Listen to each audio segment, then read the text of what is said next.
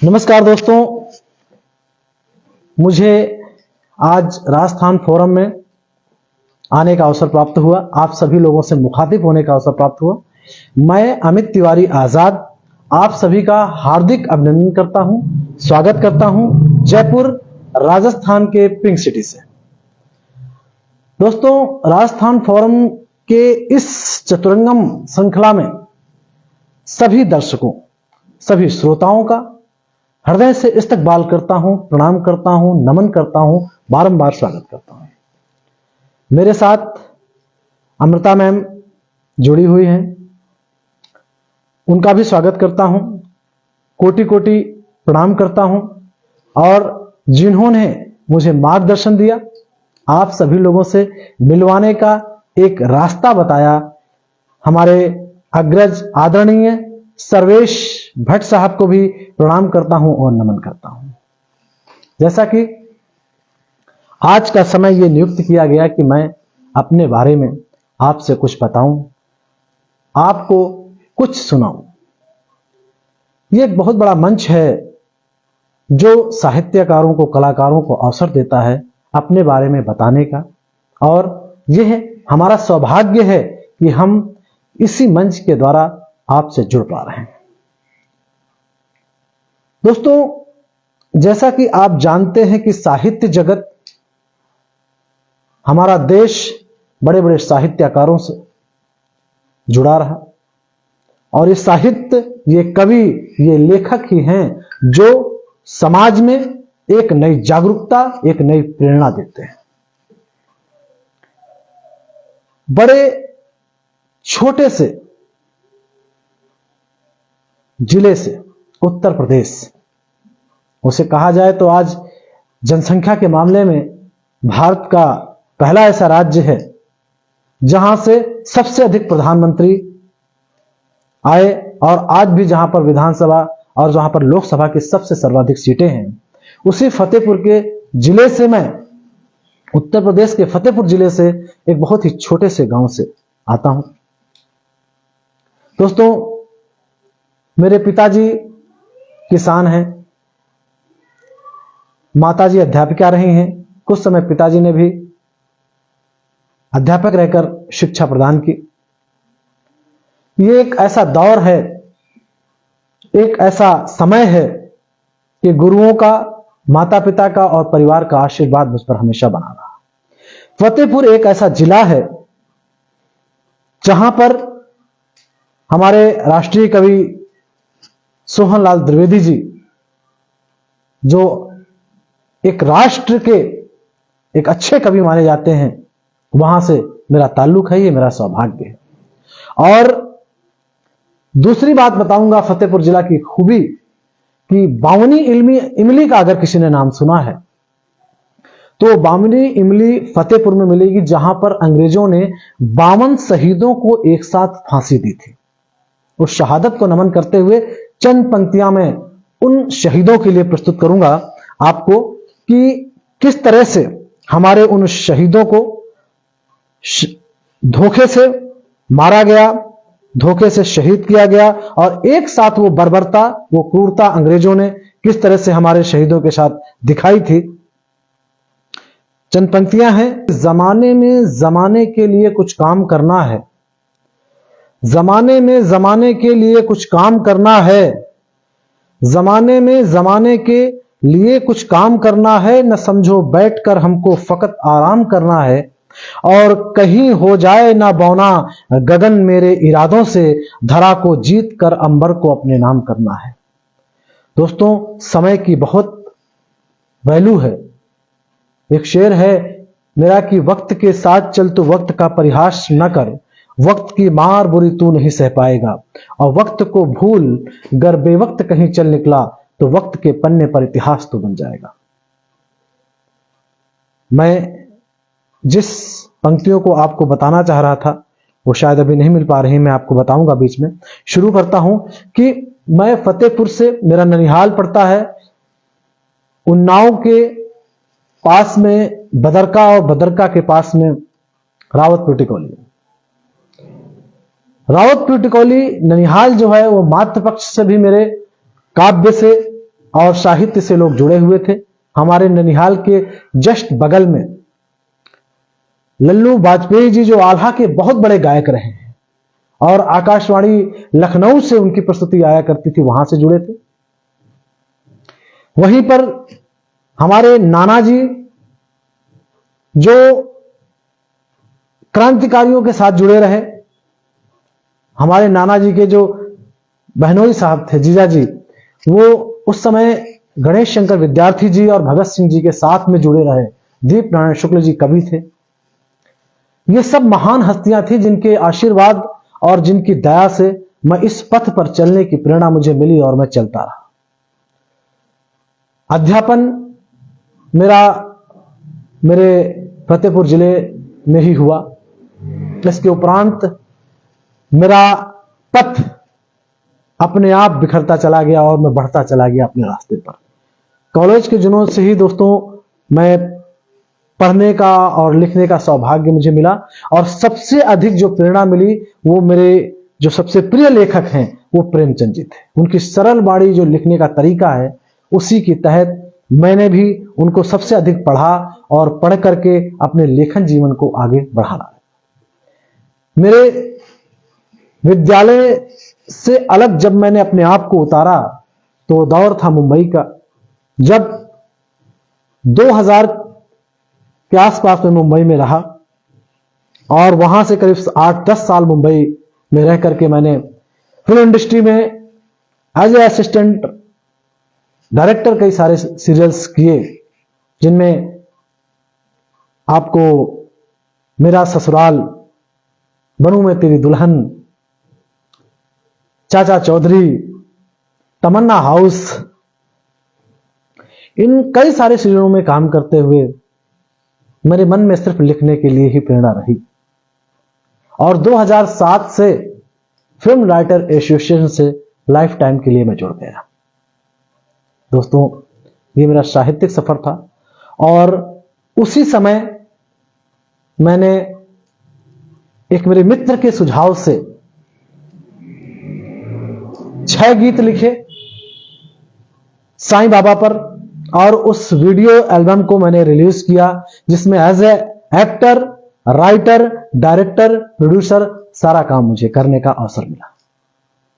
वो दौर जब मैंने उस एल्बम को रिलीज किया, काफी अच्छा अनुभव महसूस किया, और यह था कि मैं क्या कर सकता हूं। इन्हीं हाथों से मैंने हल चलाया है मित्रों, और इन्हीं हाथों से कलम चलाई है। इन्हीं हाथों से मैंने अपने आप को गढ़ने का प्रयास किया है कि जीवन में हम क्या कर सकते हैं और हम क्या जन्म लेकर, जन्म में हमारा समय क्या था इसका महत्व नहीं है, हम अपने आप में क्या कर सकते हैं, महत्व यह है। एक चंद लाइनें हैं कि अभी रुक जा समय थोड़ा, अभी अरमान बाकी है। अभी रुक जा समय थोड़ा, अभी अरमान बाकी है। जमीन तो नाप ली हमने, अभी आसमान बाकी है। जमीन तो नाप ली हमने, अभी आसमान बाकी है। चले जाना सभी को है जहां से एक दिन यारों, चले जाना सभी को है जहां से एक दिन यारों, मगर जीना उसी का है जिसका स्वाभिमान बाकी है। टी सीरीज से मैंने अपना म्यूजिक एल्बम उठा लिया और मैंने उनको नहीं दिया। उसका रीजन, उसका कारण सिर्फ इतना था कि जब एक राइटर, एक कलाकार अपनी कला में अपनी जान डालता है और बड़े चैनल, बड़े लोग उसको उसका नाम भी ना दें, उसको अवसर भी ना दें, उसका दाम भी ना दें, तो मुझे नहीं लगता कि उस कलाकार को, उस राइटर को अपनी कला को इस तरह से बेच के आना चाहिए। यह दौर 2007 के आसपास का था। जयपुर से मेरा आना जाना लगा रहता था, क्योंकि उस समय मेरे छोटे अनुज जयपुर में रहते थे, आशीष त्रिपाठी। एक प्रेम, एक परिवार का संस्कार, एक अवसर ऐसा था कि हम लोग मिलते जुलते रहे, और एक समय ऐसा आया कि उन्होंने कहा कि अब आपको जयपुर आना होगा। दोस्तों, लेखन का दौर चलता रहता था। जयपुर आने के समय मुझे एक अवसर मिला और मैंने अपने ही क्षेत्र अर्जुनपुर गढ़ा, जो मेरा जन्मभूमि है, फतेहपुर के जिले के अंतर्गत आता है, और वहीं पर एक किशनपुर कस्बा है छोटा सा, वहां पर एक बहुत ही सिद्ध मंदिर है फाल्गुन गिरी बाबा का। उनके लिए मैंने 6 गीत का एक एल्बम बनाया, और आज भी वहां पर भव्य मेला लगता है दीपावली के आसपास, और वो गीत आपको सुनने को मिलेंगे। इस तरह से प्रयास करता रहा। दोस्तों, जयपुर आने के बाद लिखने की वो आग मेरी कम नहीं हुई। धीरे धीरे मैं प्रयास करता रहा। मेरे लेखन के समय पे मैंने त्रेता और द्वापर दोनों युगों की जब समीक्षा करने का प्रयास किया, तो यह लगा कि त्रेता राम का युग था, जहां पर त्याग, समर्पण, दया और मर्यादित जीवन था। और जब द्वापर में आते हैं तो वहां कपट, छल, अहंकार, ये सारी चीजें मिलती हैं। इसी उपलक्ष्य में मैं आपको एक गीत सुनाना चाहूंगा कि राम मर्यादित थे, राम के बारे में एक अलग जीवन मिलेगा, और द्वापर में कृष्ण के बारे में भी मैं बताऊंगा कि अगर द्वापर के लायक कृष्ण ना होते या द्वापर में कृष्ण ना होते तो शायद इतने बड़े सूरवीर, आतंकियों, लालची लोगों और जो एक प्रताड़ित करने वाले समाज से निपटना बड़ा मुश्किल था। राम के समय पर तो रावण जैसा एक ऐसा शत्रु था जो भगवान शिव का अनन्य भक्त था,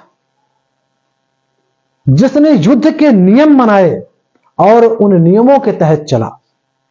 जब राम रावण का युद्ध होता है तो जब भगवान राम के भाई लक्ष्मण को शक्ति लगती है तो वहां पर रावण युद्ध रोक देता है, और इसी तरह जब मेघनाथ का वध होता है तो राम की तरफ से भी युद्ध रोक दिया जाता है। वो मर्यादा रही युद्ध में। परंतु द्वापर में रात्रि में भी दुर्योधन ने युद्ध करने का आदेश दिया था। राम के युग में एक नारी जो इतिहास के पन्ने पर बहुत कम मिलेगी, जिसका नाम उर्मिला था। अधिक समय न लेते हुए मैं उर्मिला पर आपको यह गीत सुनाने जा रहा हूं। चंद पंक्तियां हैं कि राम, लक्ष्मण और सीता तीनों वन को जाते हैं, परंतु उर्मिला चुपचाप सहने लगते हैं। वो नहीं जा पा रही हैं क्योंकि लक्ष्मण ने उनसे प्रतिज्ञा की थी कि हे उर्मिले, मैं वन में जा रहा हूं भैया भाभी की सेवा के लिए, और ये प्रतिज्ञा लेता हूं कि तुम्हारी आंखों से आंसू नहीं आने चाहिए। यहां तक कि माता सीता ने भी उर्मिला के उस त्याग के कारण ही उन्हें वरदान दिया था कि जिस तरह से माता सीता अग्नि में समाहित रही और उनकी छाया सीता बन के रही, उसी तरह उर्मिला 14 वर्ष सोती रही, उनकी छाया माताओं के साथ साथ रही, उनकी सेवा करती रही।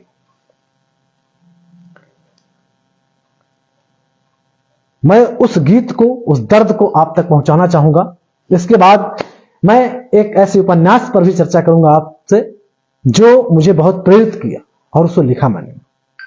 उर्मिला का यह गीत, यह दर्द मैं अपने शब्दों से व्यक्त कर रहा हूं कि उर्मिला क्या कहती है। रात्रि का समय है, लक्ष्मण अकेले कुटी के बाहर लेटे हुए हैं, माता सीता और भगवान राम कुटी के अंदर हैं और उनकी आंखें खुली हुई हैं, विचार कर रहे हैं। तभी निद्रा देवी आती हैं और जब उनकी आंखों में उतरने लगती हैं तो लक्ष्मण उनसे प्रार्थना करते हैं कि हे मां, मैं अपने भैया भाभी की सेवा में हूं, इसलिए मुझे आप माफ करिए, क्षमा करिए, आप मुझसे दूर रहे 14 वर्ष। तो उन्होंने कहा कि मैं किसके हिस्से में जाऊं?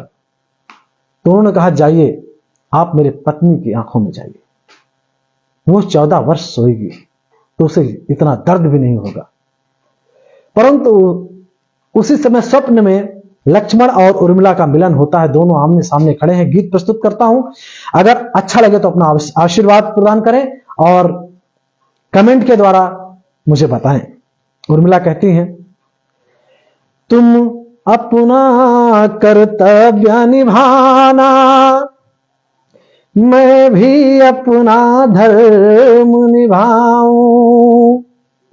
तुम अपना कर्तव्य निभाना, मैं भी अपना धर्म निभाऊं।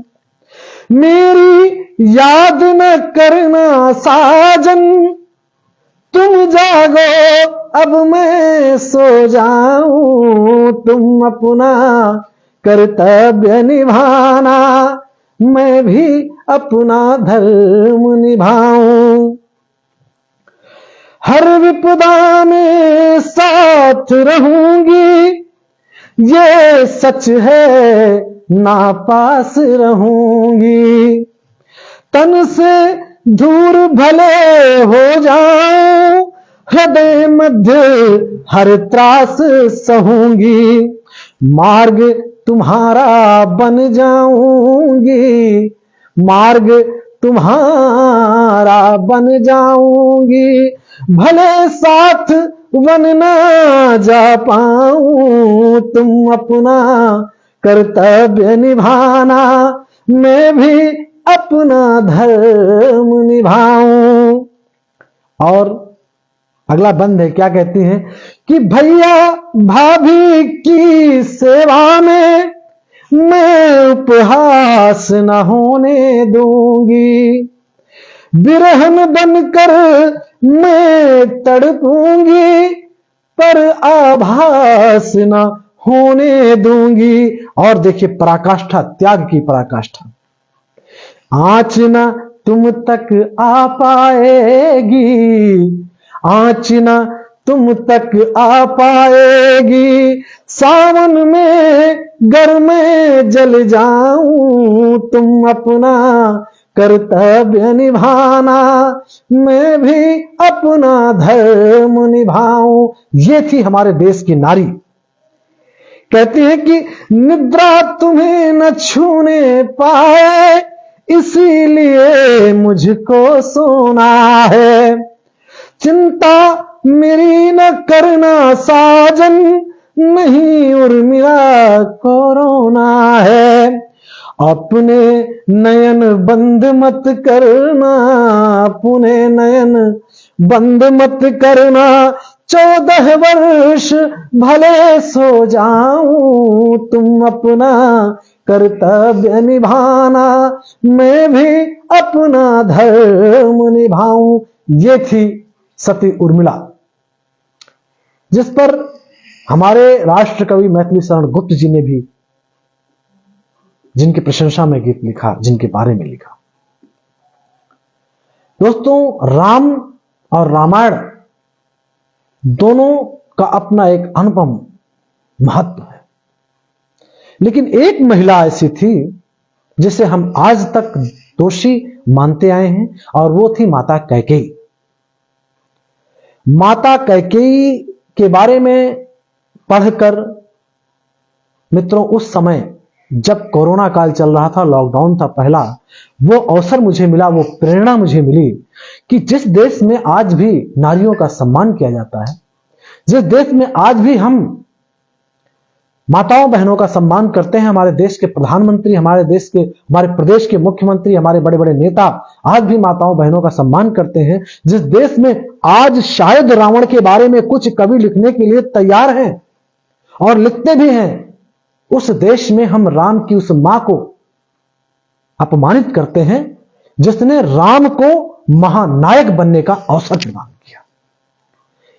मित्रों, ये जो मेरी बुक है, इसको कैकेयी के राम, ये मैंने उस समय लिखी जब पहला लॉकडाउन लगा हुआ था, और मैंने इसमें यह बताने का प्रयास किया कि कैकेयी का महत्व रामायण में क्या था। ये बुक, ये पुस्तक आप लोग मंगाइए फ्लिपकार्ट से, अमेज़न से, और पढ़िए। हो सकता है कि कुछ कमियां आपको मिले, परंतु जिस भाव से, जिस दर्द से, जिस अपनेपन से मैंने इसे लिखा है उसमें आपको एक अलग आनंद मिलेगा। कैकेयी को मैंने इसलिए आज समाज में लाने का प्रयास किया कि कैकेयी एक ऐसी मां थी जो महाराज अश्वपति की पुत्री थी, जो प्रकांड विद्वान थी, वेदों का ज्ञान था, उतनी ही अधिक वो महान योद्धा भी थी। जब दैत्यों के बीच और देवताओं के बीच संग्राम हुआ तो महाराज दशरथ के साथ युद्ध में थी और उनका हाथ एक वज्र का था। जब उनके रथ का पहिया हटा तो उन्होंने हाथ डाला और हाथ के सहारे वो रथ का पहिया खड़ा रहा। तब जाकर राजा दशरथ ने उनसे प्रसन्न होकर के उन्हें वरदान दिया था। लेकिन वो इतनी विदुषी महिला, इतनी महान महिला थी, क्योंकि सत्य तो यह था कि माता कौशल्या अपने पुत्र को वन भेज नहीं सकती थी। माता सुमित्रा इतनी प्रखर नहीं थी जितनी माता कैकेयी थी, और उनके सामने देवताओं को भी उतरना पड़ा, उनसे यह प्रेरणा लेनी पड़ी, उनको यह प्रेरणा देनी पड़ी, उनसे निवेदन करना पड़ा कि मां आपको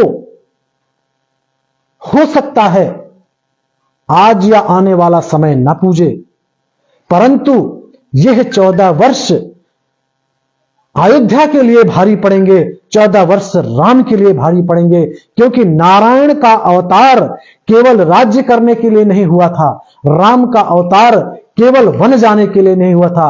लाखों करोड़ों वर्षों से, हजारों वर्षों से जो ऋषि मुनि तपस्या कर रहे थे, मां सबरी तपस्या कर रही थी, वो तपस्या कैसे पूर्ण होती, जटायु का उद्धार कैसे होता, और जय विजय जिन्होंने अवतार ही लिया था भगवान राम के हाथों मरने के लिए, रावण और कुंभकर्ण, उनका उद्धार कैसे होता। इन सब के पीछे एक विदुषी महिला थी कैकेयी, जिन्होंने अपनी जिद की वजह से राम को वन भेजा। और उस समय के हजारों वर्षों में, जहां पर राजा हजारों वर्ष राज्य करते थे, यहां तक सुना गया है, पढ़ा है हमने कि 11,000 के आसपास वर्ष तो भगवान राम ने राज्य किया है। मित्रों, उस समय 14 वर्ष क्या महत्व रखते थे, पर वो 14 वर्ष राम वनवासी बनकर के गए, और जब वापस अयोध्या आते हैं तब राम मर्यादा पुरुषोत्तम बनकर आते हैं। यह मां कैकेयी की प्रेरणा थी, और राम ने, आज हम कोई नहीं होते हैं मां कैकेयी को दोषित या दोषी ठहराने के लिए, हम कोई नहीं होते हैं, क्योंकि भगवान राम ने बार बार मां कैकेयी की प्रशंसा की है। जब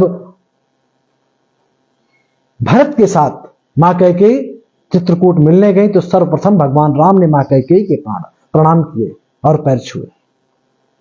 जब दशरथ ने आकर कहा कि पुत्र युद्ध के उपरांत तुम मुझसे क्या वरदान मांगना चाहते हो, तो उन्होंने कहा कि हे पिताश्री, अगर आप मुझे कुछ वरदान देना चाहते हैं तो मेरी मां को श्राप मुक्त कर दीजिए।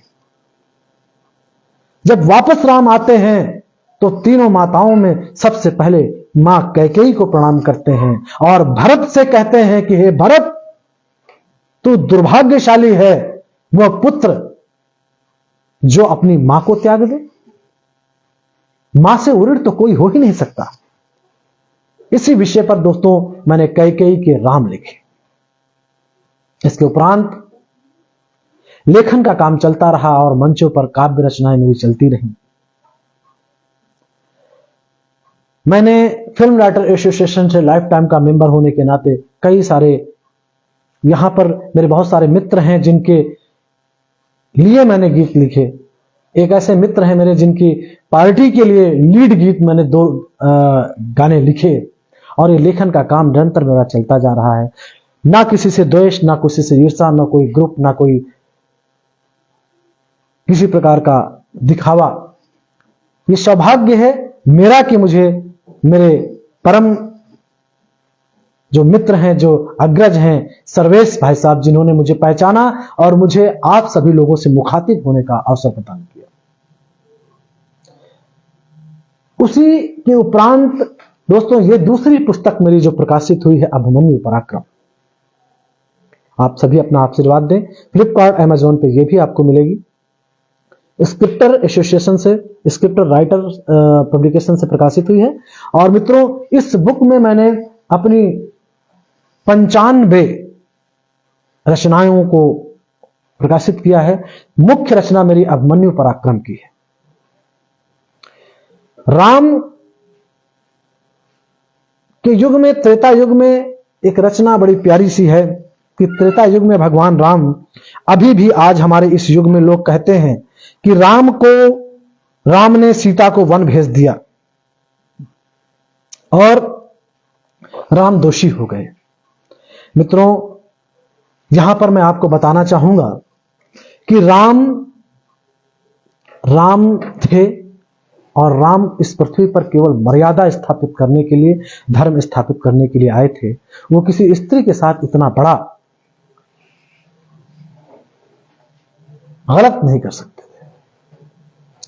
जब राम को यह पता चला और मां सीता को इस बात का पता चला, क्योंकि दोनों, एक महाराज और दूसरी साम्राज्ञी थी अयोध्या की, और उसी तरह से मां सीता की भी कुछ गुप्तचर रहते थे। जब उन्हें यह पता चला कि भगवान राम बहुत दिनों से मां सीता से बात भी नहीं कर रहे हैं, क्योंकि राम दुखी थे उस व्यक्ति के कहने से जिसने मां सीता के बारे में यह कहा था कि वो तो रावण के यहां रह करके आई हैं, मैं होता तो मैं अपनी पत्नी को घर से बाहर निकाल देता। यह मर्यादा स्थापित करने की बात थी। मां सीता स्वयं राम से कहती हैं कि प्रभु, जिस कुल में रघु जैसे महान सम्राट हुए, महाराजा दशरथ जैसे सम्राट हुए, इक्ष्वाकु वंश को क्या हम इस तरह से दूषित हो जाने देंगे? उस समय की वो साम्राज्ञी, वो सती स्त्री कैसे स्वयं भगवान राम से कहती है कि मैं वन जाने के लिए प्रस्तुत हूं, जबकि उनके गर्भ में स्वयं शिशु पल रहा था। और वो कहती है कि मैं जाने के लिए प्रस्तुत हूं। भगवान राम कहते हैं, नहीं सीते, मैं तुम्हें वन नहीं भेजूंगा। कहते हैं, नहीं, मेरे पति की मर्यादा, मेरे कुल की मर्यादा मैं किसी भी कारण से स्वीकार नहीं कर सकती। और ये कहती है कि आपको आदेश देना पड़ेगा मुझे वन जाने के लिए। मजबूर होकर राम ये स्वीकार कर लेते हैं और मां सीता चली जाती है। परंतु विचार, जो ये गीत है मेरा, विचार करिए कि क्या वास्तव में राम दोषी थे? नहीं। गीत प्रस्तुत कर रहा हूं। राम के जानकी जान थी जानकी। भगवान राम के जान, मतलब एक व्यक्ति की जान सबसे प्रिय होती है, और उस जान की भी जान जानकी थी। और वो कैसे कह सकते थे कि जानकी तुम वन को चले जाओ उस अवस्था में? राम के जानकी जान थी जानकी, क्यों जुदा हो गई राम से जानकी? ये एक प्रश्न खड़ा होता है। राम के जानकी जान थी जानकी, एक दो बदन एक दूजे की पहचान थे, अवतरित विष्णु लक्ष्मी ससम्मान थे। आन दशरथ के आंगन की वो जानकी, राम के जानकी जान थी जानकी। धर्म अपना निभाने वो वन को गई, पति के सम्मान में थी जो जोगन भई, जिसने लंका मिटाई थी अभिमान की, राम के जानकी जान थी जानकी। पुष्प में जो पली अग्नि में वो जली, पुष्प में जो पली अग्नि में वो जली, सत्य से वह सती एक पल ना टली, क्योंकि अभिमान थी वो सदा राम की, राम के जानकी जान थी जानकी। पुत्र के जन्म में जिसको जंगल मिला, पति के निर्णय को माथे का मंगल मिला। थी परीक्षा की परमेश्वरी जानकी, राम के जानकी जान थी जानकी। राम के जानकी जान थी जानकी। तो मित्रों, ये रचनाएं मैंने लिखी और हमेशा प्रयास रहता है कि मैं अपने देश को, अपने राष्ट्र को, अपने उन नवयुवकों को एक ऐसी गली से लेकर गुजारूं जहां पर विदेशियों की आक्रांताओं की पश्चिमी सभ्यता ना हो। मेरे देश के युवा भ्रमित हो रहे हैं, मेरे बहनें भ्रमित हो रही हैं, क्योंकि हमारे पास संस्कार देने का समय नहीं है। माना कि हम हंस लें, माना कि हम कॉमेडी कर लें, माना कि हम कुछ ऐसी रचनाओं को आप तक प्रस्तुत कर दें, चंद समय के लिए हंसें, क्या जीवन केवल हंसने के लिए? साहित्य के मंच पर बढ़ते हुए मैंने अपनी एक नई पुस्तक का प्रारूप तैयार किया जिसका नाम था मर्यादा पुरुषोत्तम। मर्यादा पुरुषोत्तम में मेरी 16 रचनाएं हैं, पर 50 पेज की वो पुस्तक जिसमें भगवान राम के जन्म, मां कैकेयी के द्वारा जब राम जाते हैं वन के लिए, निकाले जाते हैं, जब राम गंगा तट पर पहुंचते हैं तो केवट से क्या कहते हैं वो रचना भी है। जब हनुमान जी लंका जाते हैं वो रचना भी है। जब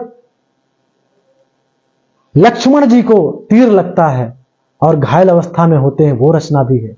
जब राम वापस आते हैं और उस समय राम पूछते हैं मां सीता से, एकांत में जब अपने कक्ष में जाते हैं कि कहो जानकी कैसे बीते रावण की लंका में दिन, ये भी पूछते हैं। और मां सीता बताती हैं क्या क्या देखा, क्या क्या पाया। सीते तुमने मेरे बिन, कहो जानकी कैसे बीते रावण की लंका में दिन।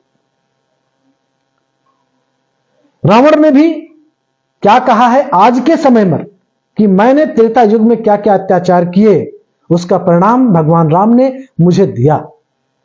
लेकिन आज तो घर घर रावण है।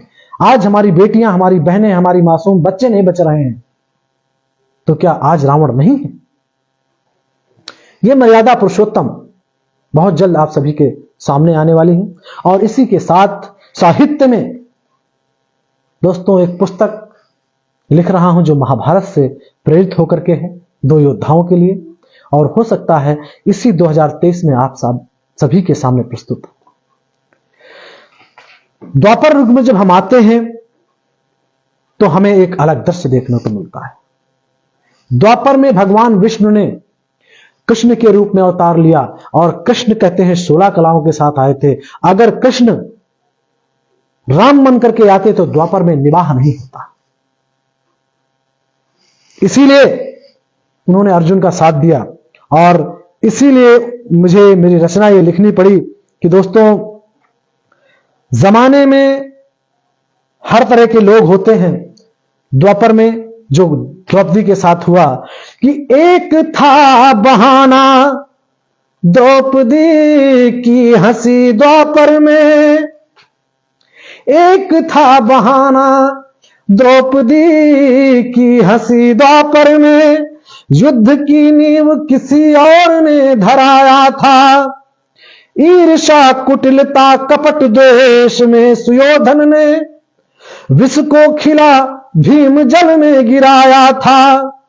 और नारी की लाज जब समाज ने बचाई नहीं, तभी तो कन्हैया ने चीर को बढ़ाया था। और भीष्म धर्मज्ञ जब धर्म को निभाया नहीं, तो भूल कर प्रतिज्ञा श्याम चक्र को उठाया था। भीष्म धर्मज्ञ ने जब धर्म को निभाया नहीं, तो भूल कर प्रतिज्ञा चक्र श्याम ने उठाया था। ये सारी घटनाएं हुई जब भीष्म सैया पर लेटे हुए थे, तो एकांत में विचार करते हैं। कि आखिर ऐसी कौन सी कमी थी जिसकी वजह से मुझे अपने इस दर्द भरे एकांत, इतने बड़े कुल का बुजुर्ग होने के बावजूद भी मैं यहां पर एकांत में पड़ा हुआ हूं। भगवान राम को विचार करते हैं और उसी समय आपको बता दूं मित्रों कि ये जो मेरी मर्यादा पुरुषोत्तम बुक है जो अभी आने वाली है, ये हमारे संदर्शित प्रकाशन योगेश जी भाई साहब के द्वारा प्रकाशित हो रही है। बहुत अच्छा प्रकाशन है और बहुत अच्छे तरीके से वो पुस्तकों का विमोचन करते हैं। दोस्तों, भगवान कृष्ण विचार मग्न है अपने कक्ष में और वहां भीष्म अपनी सैया पर लेटे हुए हैं। भीष्म जब भगवान कृष्ण को याद करते हैं तो भगवान कृष्ण तत्काल उनके पास पहुंचते हैं और प्रणाम करते हैं कि पिता मैं प्रणाम। भीष्म कहते हैं आगे केशव, अब ये बताओ कि ऐसा कौन सा दंड है, ऐसे कौन से पाप किए हैं मैंने जो कि मुझे वाणों की सैया पर चाह कर भी जीवित रहना पड़ रहा है। तब भगवान कृष्ण क्या कहते हैं, ये एक रचना है मेरी जो आप तक पहुंचा रहा हूं, सोचिए और विचार करिए क्या कहते हैं भगवान राम। समय भी आगे बढ़ रहा है, 10 मिनट का समय और है। ये रचना प्रस्तुत करूंगा और इसके बाद में आपसे बात करूंगा। तो कहते हैं कि भगवान कृष्ण कहते हैं कि ऐसा मत पूछो पितामह, आपने क्या किया, क्योंकि आप स्वयं धर्मात्मा हो और ज्ञानी।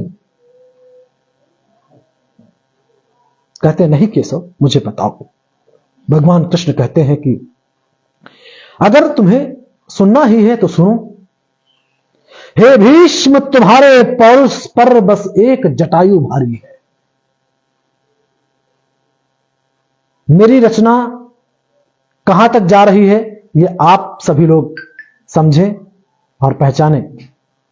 क्या कहना चाहते हैं भगवान कृष्ण कि हे भीष्म, तुम्हारे पौरुष पर बस एक जटायु भारी है। तुम आज पड़े सरसैया पर, वह राम गोद अधिकारी है। और क्यों है कि बस एक प्रतिज्ञा के खातिर सारा सामर्थ्य भुला बैठे। आंखों के सम्मुख पौत्र पधु की लज्जा वसन लुटा बैठे।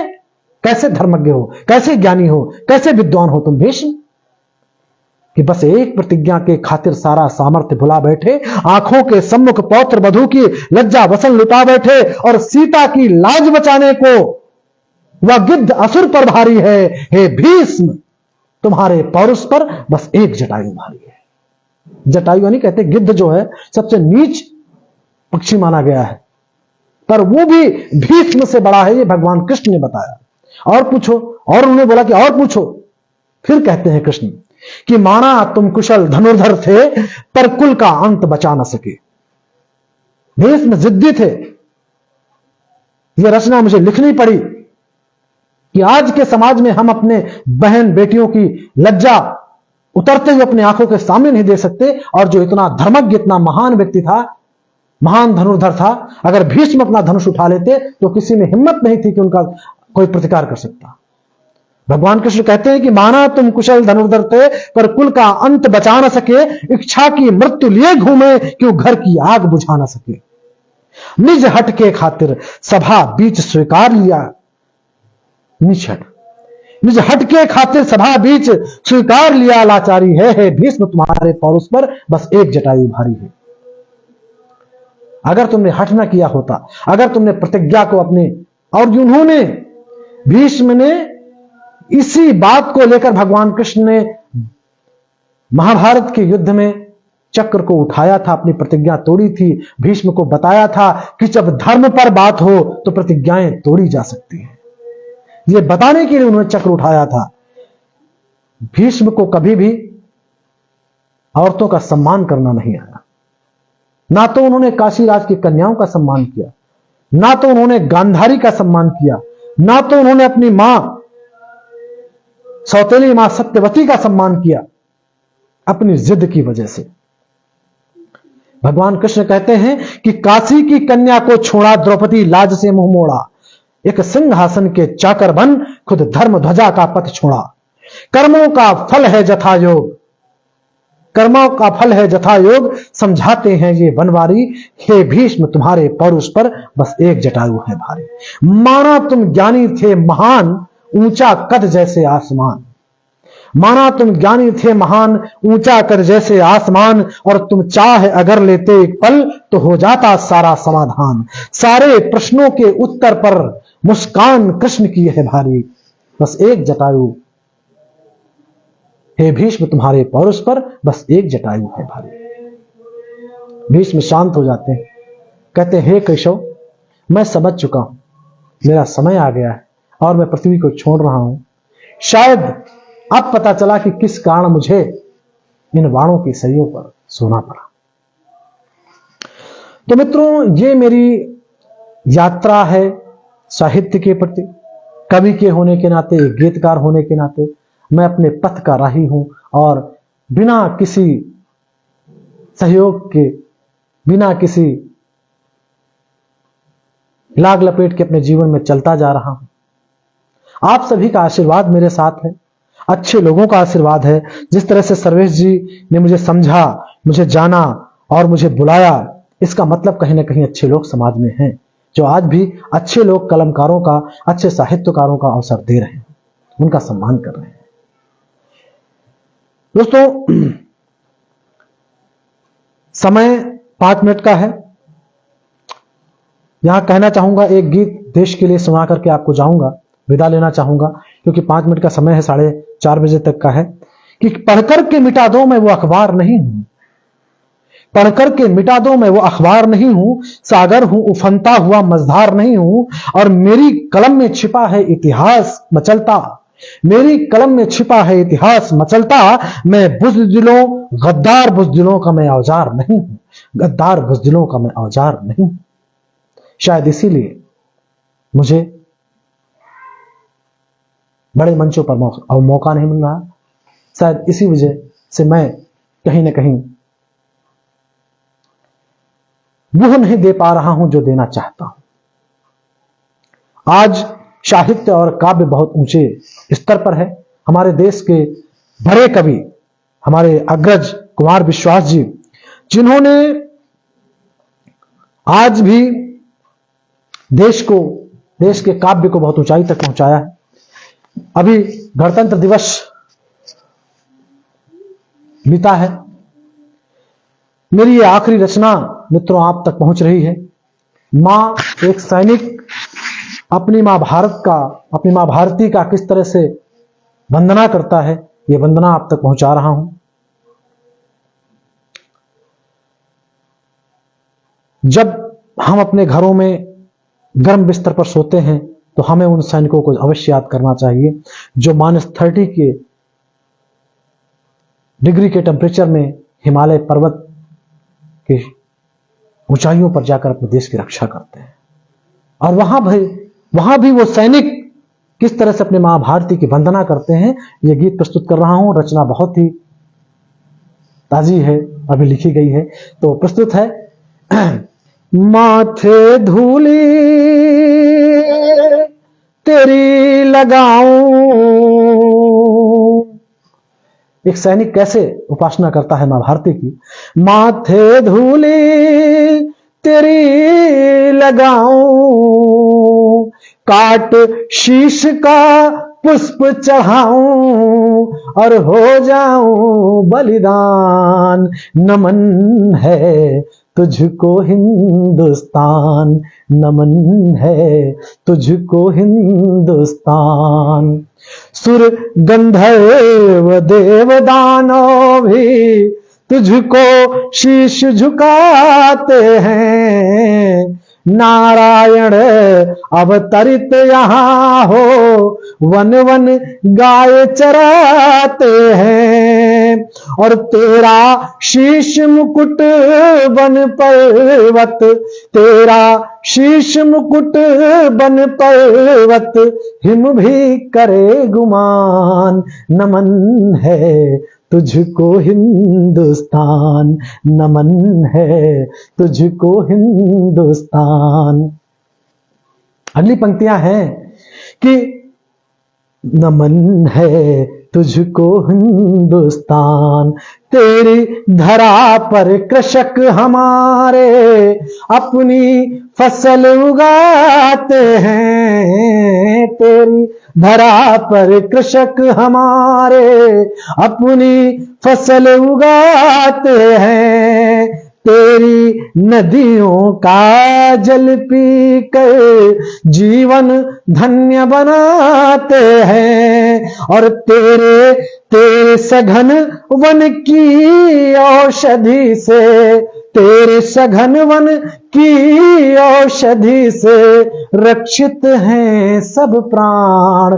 नमन है तुझको हिंदुस्तान, नमन है तुझको हिंदुस्तान। आखिरी बंद है कि सागर भी अपनी लहरों से तेरे चरण धुलाता है। सागर भी अपनी लहरों से तेरे चरण धुलाता है। और मेघ निर्मल जल से नित ही तुझको नहलाता है। तेरी रक्षा के खातिर मां, तेरी रक्षा के खातिर मां करती सुत कुर्बान। नमन है तुझको हिंदुस्तान, नमन है तुझको हिंदुस्तान। बहुत बहुत आभार राजस्थान फोरम का, चतुरंगम के सभी उन पदाधिकारियों का, आदरणीय हमारी जो अमृता मैम जुड़ी हुई थी उनका, सभी दर्शकों का, श्रोताओं का, आदरणीय सर्वेश जी का बार बार अभिनंदन करता हूं। सभी दर्शकों का अभिनंदन करता हूं, प्रणाम करता हूं, नमन करता हूं। 4:30 बज चुके हैं। फिर किसी इसी मंच पर, फिर किसी दरबार में, फिर किसी राह पर यूं ही आपसे मिलूंगा। इसलिए कहता हूं कि दोस्तों, वक्त के साथ चलते रहिए। ये जीवन हमेशा आपका और आपके रास्तों को इसी तरह से प्रेरित करता रहे। और चंद पंक्तियां हैं कि आपने जो बुलाया चले आए हम, गीत गजलें सुनाने चले आए हम। और आपके घर में खुशियां सलामत रहे, ये दुआ देने हम भी चले आए हैं। ये दुआ देने हम भी चले आए हैं। जय हिंद, जय भारत। दोस्तों, याद करते रहिए, इसी तरह से जीवन बहुत छोटा है और ये दुनिया भी बहुत छोटी है। किसी न किसी रूप में फिर आपसे मिलूंगा। नमस्कार, जय हिंद, जय भारत।